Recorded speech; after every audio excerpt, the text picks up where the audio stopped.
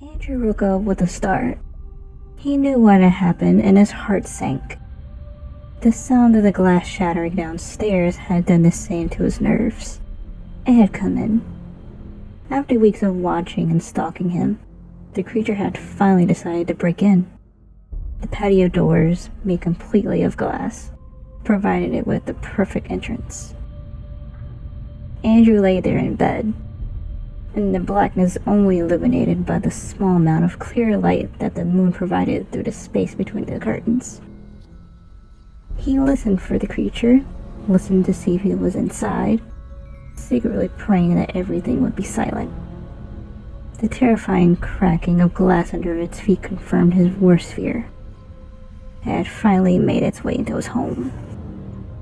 With this crushing realization, Andrew, now shaking, grabbed his titanium baseball bat and crept downstairs deeper into the darkness, determined to confront this thing once and for all, secretly hoping, though, that it would run away when it saw him as it normally did. Andrew stood at the bottom of the stairs, listening.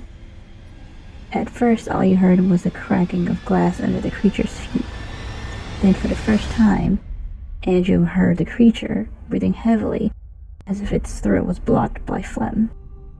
The hideous creature snarled and clicked, gradually getting closer to Andrew. Now out of the kitchen, the creature was finally off of the glass. It walked almost silently now, strangely more agile than it looked, especially considering how clumsily it ran away. Andrew realized what he had to do.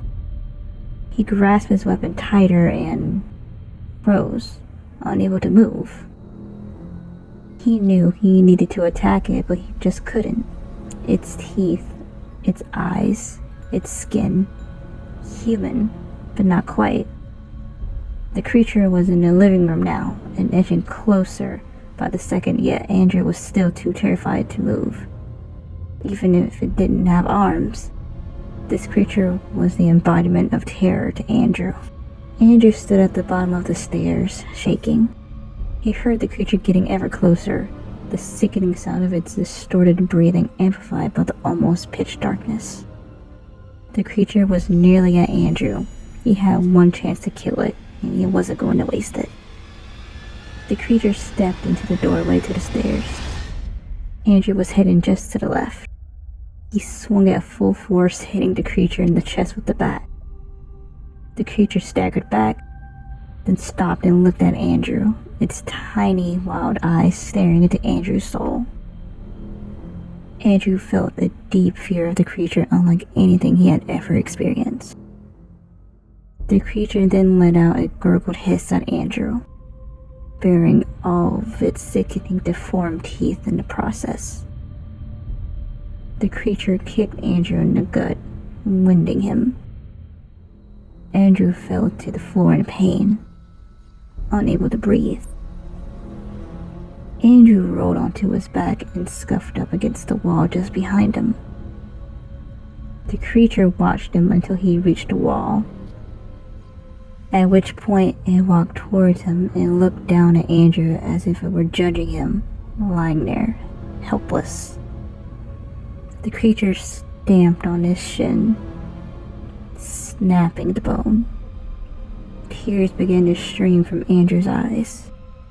The pain so intense Andrew thought he was going to vomit. Andrew, now incapacitated, had nowhere to go and nowhere to fight. The creature placed its foot on Andrew's stomach, pressing down, ripping into his flesh with its long, dirty toenails. With the creature's foot not completely inside his stomach, Andrew started to cough blood. Tears streamed down his face. He passed out from the pain and then passed away. The creature loomed over what was by now his bloody corpse. The creature descended its face toward Andrew's, and then tore away a bloody piece of flesh from Andrew's chin, dislocating one side of his jaw in the process.